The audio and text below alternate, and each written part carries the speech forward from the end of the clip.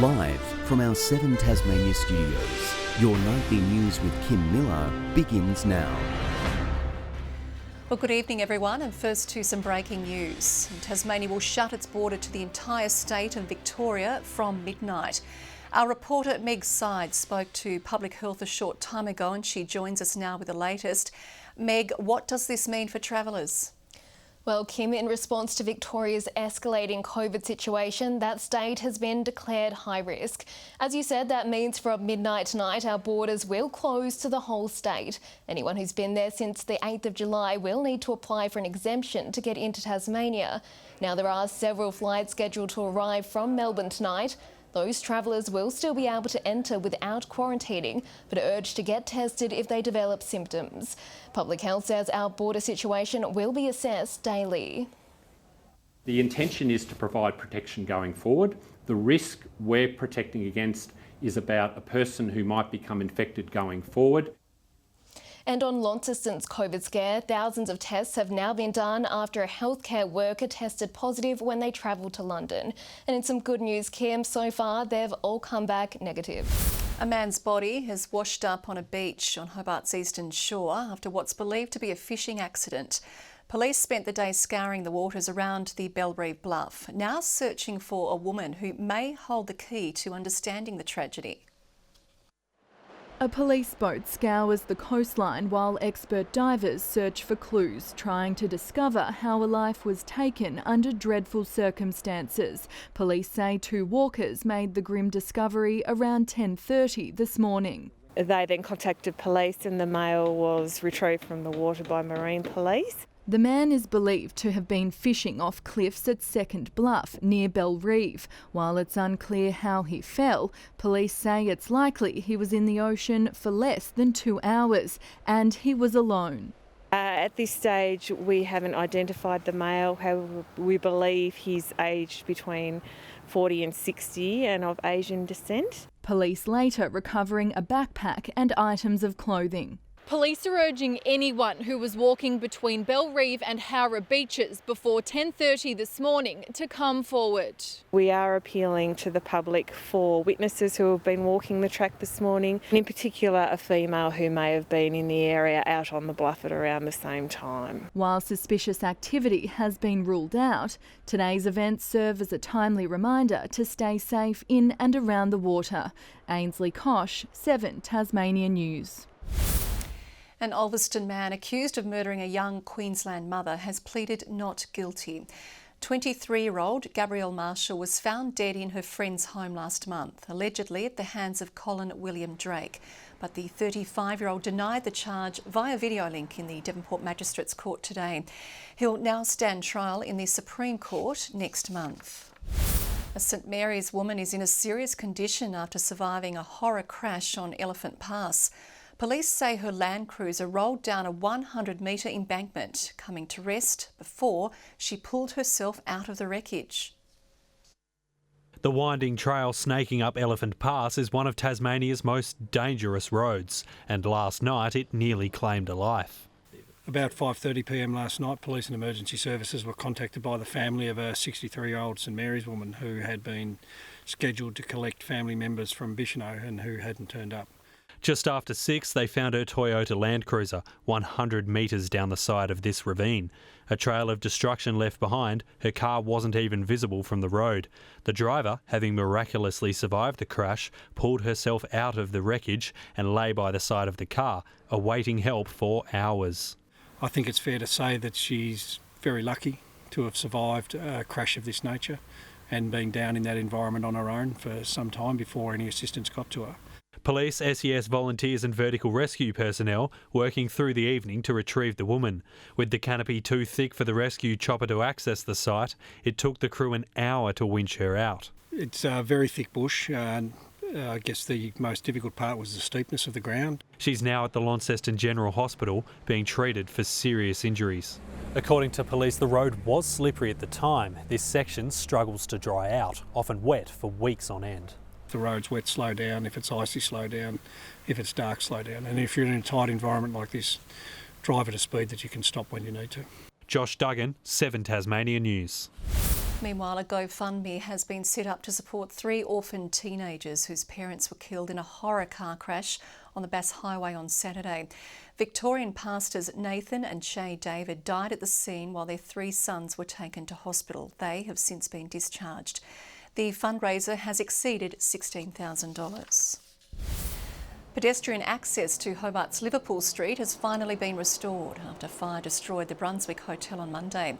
The road remains closed to traffic with a large crane and fencing blocking off the area. It's expected it will remain closed until at least next week, with work underway to secure the Brunswick's facade. The cause of the blaze is still unknown.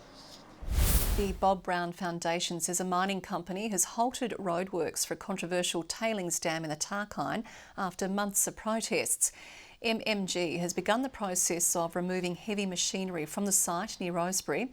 The foundation has reported the matter to the Australian Federal Police, asking it to investigate whether the company breached any environment laws. You do your homework. You get your environmental assessment into the Minister before you go ahead. Otherwise, you're going to face the federal environment laws. MMG does have a winnable option, and that is to have alternatives carried out for their waste disposal and storage on their current site. The Federal Environment Minister confirmed earlier this week the controversial project will need to undergo additional assessment before it can proceed. Recruitment is now underway to hire a range of additional support roles in Tasmanian schools. As part of a government election promise, the new school psychologists, social workers and speech pathologists will be available at every child and family learning centre. But Labor says it's not enough to fix the systemic issues facing some students.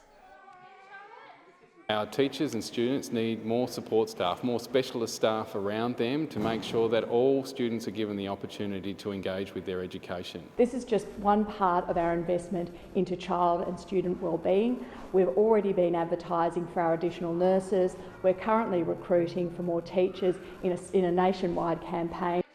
The new roles are designed to replicate the support model currently in government schools. Labor has blasted the federal government over a lack of NDIS support, claiming Tasmanian families are fleeing the state to seek better care. It wants more investment in early learning centres and better staffing numbers to solve growing waiting lists.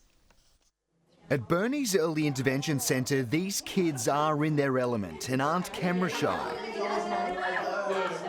But in other settings, they can struggle. All 36 preschoolers have autism, placing a particular importance on their learning development. A lot of children are non-verbal or don't have those communication skills or social skills. But the popular facility is the only one in Tasmania and can't take any more enrolments. Families won't be able to access our centre until children exit, usually at the beginning of a school year.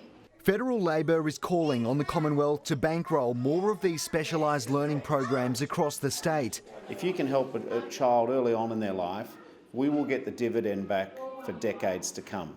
One of a string of issues they say is plaguing the NDIS, including a lack of allied health professionals and ballooning waiting lists. It is very difficult to get access to psychotherapists, physiotherapists, occupational therapists. The government assures the scheme is adequately funded, though a wide-ranging review now looms. It clearly does have issues, and that is what the government is seeking to work through. Opponents believe a gap in NDIS assistance is driving more families out of Tasmania just to receive the care they need. We don't have enough of those services. Garth Burley, 7 Tasmania News. An extension to Launceston's Colonial Hotel has been approved. The $8 million 38-apartment building was given the green light at today's council meeting. Slight adjustments to the design will incorporate more red brick on the facade, following input from heritage groups. A new online tool developed here in Tasmania has been launched to improve workers' mental health. The Head for Work initiative can be accessed on any device and offers interactive quizzes and training opportunities for staff. We've seen a reduction in physical injuries in the workplace, such as those that might arise from body stressing. But unfortunately, what we haven't seen is the same reduction in mental health injuries. I hope that in time we'll be able to understand from a government perspective where we should be focusing our resources. From businesses, it should be all about how we can help our workers to be mentally more healthy. Already, 70 businesses have signed up for the tool. The Salvation Army is taking its fundraising efforts to new heights, suspending 3 beds atop the Hotel Grand Chancellor for its 11th annual Sleepout. The event raises money and awareness for Tasmanians experiencing homelessness. Critical fundraiser because it helps us keep assertive outreach workers on the streets and in the parks of Hobart, helping people connect to services while they're experiencing homelessness. This year, participants can sleep in the city, Kingston or Glenorchy to adhere to social distancing measures. The event takes place on August 12. A glittering State League career boasting 5 flags reaches another milestone this weekend, with North Launceston's Brad Cox-Goodger playing game number 200. Just the 15th player in the club's long history to reach the mark, Cox-Goodger is the first to come through the juniors. His raking left boot would often make distance a non-issue, and as one of the league's most loyal workhorses, premierships for Brad Cox-Goodger became as common as a 5-goal haul. Upon joining the exclusive 200 club, he found an additional footnote to his legacy at York Park. I'm the first one to do it through the juniors, so I played my whole career here, and it was just nice to go back through the history of the club and whatnot and find out a bit more about it, which is always nice. Debuting as a 16-year-old, he now shepherds a smattering of debutants as coach, nearly 24 this season alone.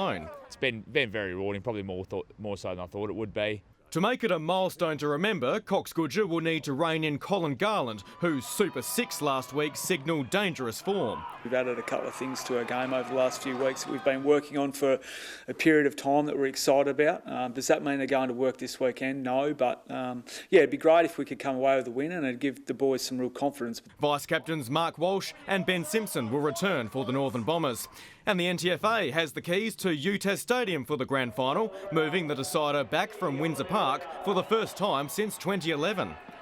It's always been that mecca. It's always been that home of footy. You know, growing up, I grew up back in the days coming to watch footy here and, you know, watching the teams like North Launceston and Longford, Scottsdale play. Sponsorship arrangements have been worked through, allowing Bogue's beer to be served at the venue, which is usually exclusive to Carlton and United products. It'll be a mega weekend of football. The NTFA decider will be played on Saturday, September 11, the day before the TSL Grand Final. And I think it had to happen, and it was something that's just taken probably too long for some to happen. Only the league's Premier Division will have the ground. There are plans to bring across the Division 1 and Women's Grand Finals in the future.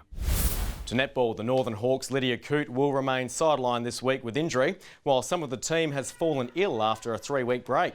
Up against Karana and Kingston, sides the Hawks comprehensively beat the last time they played.